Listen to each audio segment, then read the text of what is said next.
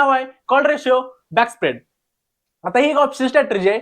जेव्हा market strongly तेव्हा bullish वाटतंय, तुमचा व्ह्यू असतो स्ट्रॉंगली बुलिश, तेव्हा आपण ही स्ट्रॅटेजी मार्केटमध्ये रन करतोय. आता मी कुठली स्ट्रॅटेजी शिकवणार आहे? Call ratio back spread. आता याचं पहिलं तुम्हाला हे सांगतो. स्प्रेड म्हणजे एकच ऑप्शन आपण बाय आणि सेल करतोय. ठीक आहे, तो कुठला ऑप्शन बाय आणि सेल करतोय? कॉल ऑप्शन बाय पण करतोय, सेल पण करतोय, बाय पण सेल पण करतोय, एकच ऑप्शन, त्याला म्हणायचं स्प्रेड. आणि एका रेशोमध्ये आपण तो बाय आणि सेल करतोय, त्याचा रेशो काय असतोय? 1:2. ठीक आहे, 1:2 रेशो असतो. आता बाय आणि सेल ह्यो 1:2 रेशो मध्ये करायचा असतो. आता तो कुठला रेशो, कसा रेशो, सगळं मी तुम्हाला या व्हिडिओमध्ये सांगणार आहे. ठीक आहे, जेव्हा तुमचा व्ह्यू काय असतोय? स्ट्रॉंगली बुलिश, जेव्हा मार्केट टक्से वरती जायला पाहिजे असा, म्हणजे तिथनं मार्केट वरती जाणार असा व्ह्यू झालाय किंवा अशी कंडिशन झालं मार्केटमध्ये, तेव्हा आपण ही स्ट्रॅटेजी रन करणार आहे. कधी पण रन नाही करणार जेव्हा तुम्हाला असं क्लिअर कट दिसते चार्ट वरती की इथनं मार्केट टक्सी मोमेंटम करू शकते अप साइडला, तेव्हा आपण ही स्ट्रॅटेजी रन करणार आहे. ठीक आहे, तर काय करतोय बघा, आपण कॉल ह्यो ऑप्शन बाय पण करतोय आणि सेल पण करतोय. ठीक आहे, आता विथ द रेशो काय असतोय? 1:2. 1:2 म्हणजे एक लॉट सेलिंग साठी आणि 2 लॉट बाईंग साठी. 1:2 रेशो असा झाला. म्हणजे समजा इथं जर 5 लॉट घेतलं मी सेलिंगचं, तर 1:2 साठी म्हणजे इथं 10 लॉट मी बाईंगचे घेणार. पण मेन कंडिशन काय आहे? स्ट्रॉंगली बुलिश पाहिजे आणि स्ट्राईक प्राइस मेन अजून सांगितलेलं नाही आहे मी. स्ट्राईक प्राइस कसं असते हे मी तुम्हाला अजून सांगितलेलं नाही. स्ट्राईक प्राइस कुठले घ्यायचे बघा, बाईंग करतोय आणि सेलिंग करतोय.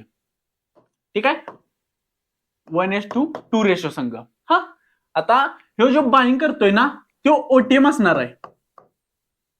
ठीक आहे, आणि जो सेलिंग करतोय तो आयटीएम किंवा एटीएम, दोन्ही पण चालतात. मोस्ट ऑफ द केसेस मध्ये एटीएम पण चालतोय आणि आयटीएम पण चालतोय. आयटीएम मध्ये जराशी रिस्क जास्त होत्या, पण जसं रिस्क जास्त होत्या तशी प्रॉफिट पण जास्त होण्याची प्रोबॅबिलिटी असते. पण तुम्ही जर बरोबर ठरला तर प्रॉफिट जास्त होऊ शकते. ठीक आहे, तर काय करतोय आपण? ऍट द मनीचा किंवा इन द मनीचा कॉल असतोय तो सेल करतोय आणि आउट ऑफ द मनी म्हणजे 4 स्ट्राईक प्राइस खाली, 3 किंवा 4 स्ट्राईक प्राइस खाली विथ प्रीमियम नॉईस 1/3 असतो मिनिमम. ठीक आहे, तर 3 strike price, maximum 3 strike price खाली, ऍट द मनी पासन 3 स्ट्राईक प्राइस खाली. ठीक आहे, बाय करतोय आपण कॉल विथ रेशो ऑफ 1:2. म्हणजे समजा मी ह्याचा 1 लॉट सेल केला तर 2 लॉट बाय करतोय आउट ऑफ द मनीचे 3 स्ट्राईक प्राइस खाली. ठीक आहे, तर तुम्हाला हे माहित नसेल, एटीएम, ओटीएम, आयटीएम ह्याच्यावरती मी सिरीज बनवल्या. ठीक आहे, ऑप्शन चेनची एक सिरीज बनवल्या, त्याच्यावरती मी सगळी ऑप्शन चेन समजावून सांगितले. आणि तिथं पण नाही कळाली तर मला आणि सांगा, मी आणि त्याच्यावरती व्हिडिओ बनवतो. ठीक आहे, तर असा आपण काय करू शकतोय? बाईंग आणि सेलिंग, म्हणजे ह्याच्यावरनं आपण स्ट्रॉंगली जर बुलिश असला आपला व्ह्यू, तर आपण ही स्ट्रॅटेजी रन करून मॅक्सिमम अनलिमिटेड प्रॉफिट करू शकतोय आणि रिस्क आहे ती आपली मिनिमम करू शकतोय. रिस्क आहे ती मिनिमम आणि आपली प्रॉफिट आहे, प्रॉफिट, ठीक आहे, तो मॅक्सिमम करू शकतो या स्ट्रॅटेजीनं. ठीक आहे, पण मेन काय आहे?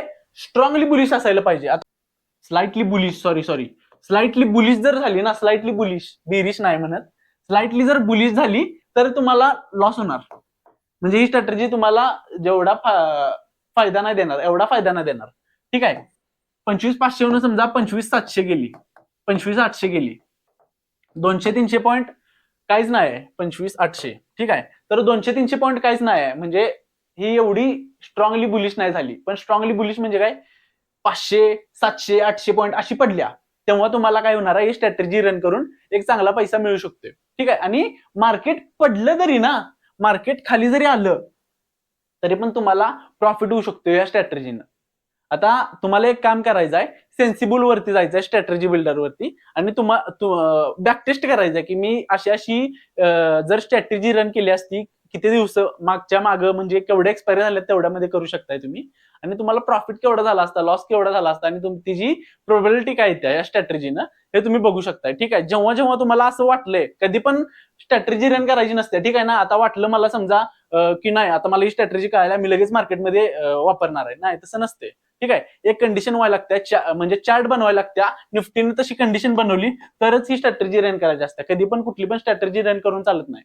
जर स्लाइटली बुलिश असला तर मी तुम्हाला याच्यावरती स्ट्रॅटेजी सांगितल्या, स्लाइटली बेरिश असला तरी पण याच्यावरती स्ट्रॅटेजी सांगितल्या, स्ट्रॉंगली बेरिश असली तरी पण याच्यावरती स्ट्रॅटेजी सांगितली, आणि आता जी स्ट्रॅटेजी काय सांगितल्या, स्ट्रॉंगली बुलिश असली ह्याच्यावरती स्ट्रॅटेजी सांगितल्या. ठीक आहे.